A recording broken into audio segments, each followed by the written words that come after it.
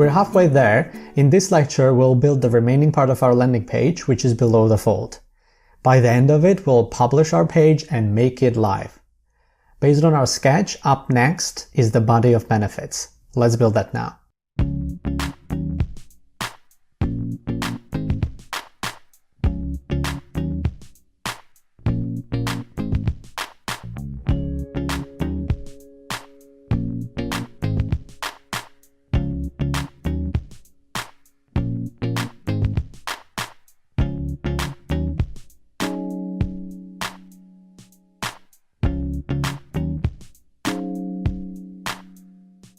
One thing I like to do is to create separations between each section. A good way to do this is by alternating between two colors, like white and gray. This way users will clearly notice the beginning of a new section and will pay more attention.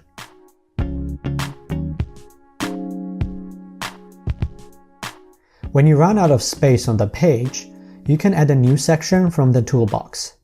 Try to make each section the only thing visible at a time. Other images or headlines peeking from the bottom will be very distracting. All set. Now let's put some testimonials in.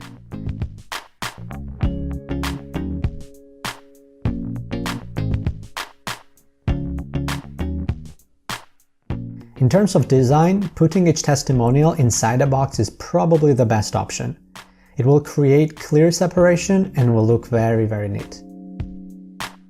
As for images, I like them displayed in circles instead of a square.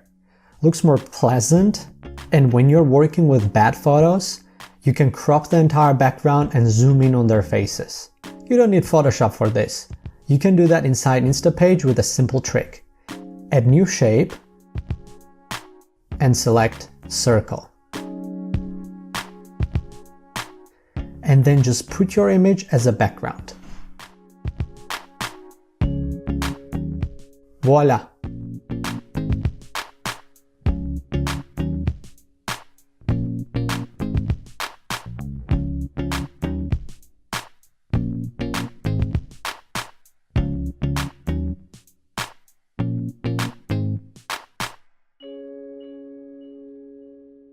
If you're wondering how many testimonials to put, 3 is a good number. And actually, 3 is a good number with anything. Our brains have become skilled at pattern recognition. And 3 is a minimum number of elements required to create a pattern. Like A and B is not a pattern. But ABC sure is. 3 positive testimonials. Now that's an entire pattern of satisfied customers. Now of course we can go for dozens of testimonials and that would be pretty good. But today's internet users have an attention span of a hungry squirrel. So our landing page needs to be sharp and quick. Why do you think I chose 3 easy steps above and not 2 or 4? I wonder if anyone else thought about this. Probably not. Use rule of 3 when telling each story on your landing page. That will make them more powerful and believable. Let's put our call to action now, so we can convert our visitors when they reach the end of this page. A lot of landing pages out there don't have a call to action on the bottom of their page, and that is most likely killing their conversion rates. You have to show the user the next logical step for them is to convert. If you leave it up to them to choose, they'll just click back or close the window. In this section, I will introduce a different color on the background. By this dramatic color change, I want them to feel that some important change has occurred on the page, and they should pay attention.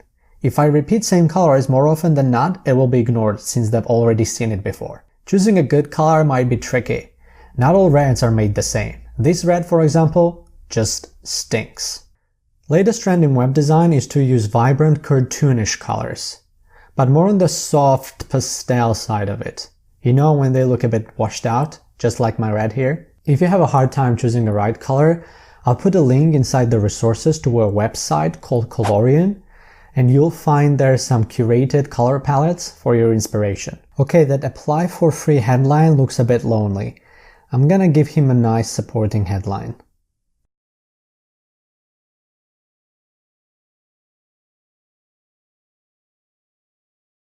Perfect. I also like to use a small text underneath the buttons. It's a good place to throw the last piece of information. Now let's add the footer. This is a place where we can put some trust indicators. For example, phone number, company address, and privacy policy is a great way to make your landing page look more legit. They're gonna be there more for a show. Landing page visitors won't be really dropping by your office or reading your privacy policy, but seeing that you have nothing to hide will make them more comfortable. I know putting a link to privacy policy goes against our mantra of burning all the bridges, but I'm willing to sacrifice a bit of exit in exchange for increased trust in our landing page. Plus, no one really cares about privacy policy. If you must put a link like this, make sure to check the new tab box. Otherwise, new page will open in the same tab and that's how you lose your precious visitors. With the new tab option, at least your landing page is still open in their browser. We're almost done with our page. Before we publish, we need to edit few things in these 3 settings. First one is SEO, which means search engine optimization. The 2 most important things we need to edit here are page title and the favicon. These things show up right here in the browser. That little logo, that's a favicon. If we don't change it, it will show the logo from Instapage. And that's a page title. The image that you upload as a favicon has to be a perfect square.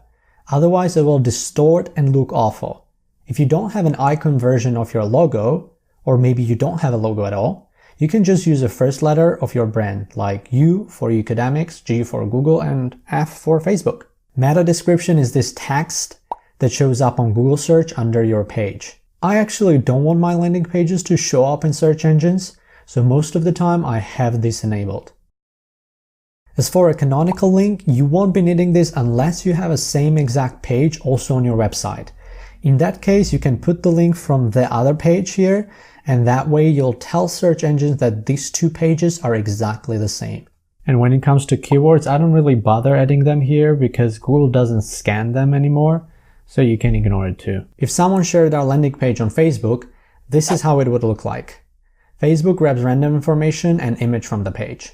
Instead, we can tell Facebook what to display by editing information inside social info settings.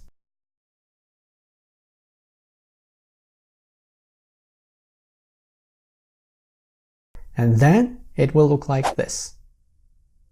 And finally, let's make sure the conversion goal is set to form submissions. If we select links as well, then Instapage will consider those clicks as conversions, and that's going to give us the wrong data.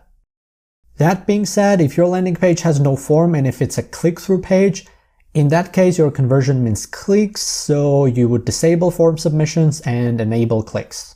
And if an actual conversion happens on your website, then Instapage lets you track that too. You would have to copy this code and insert it on your website.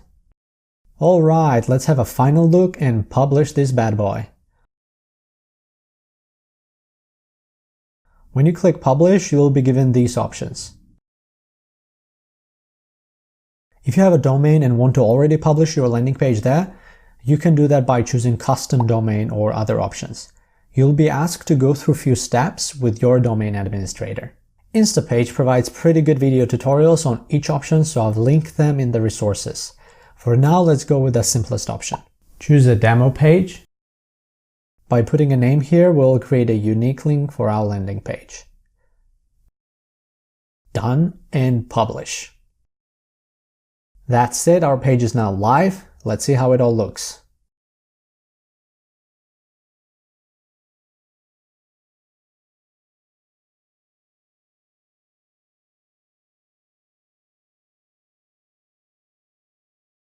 Our landing page is now live, and you can share that link with your friends and colleagues and have them proofread your page.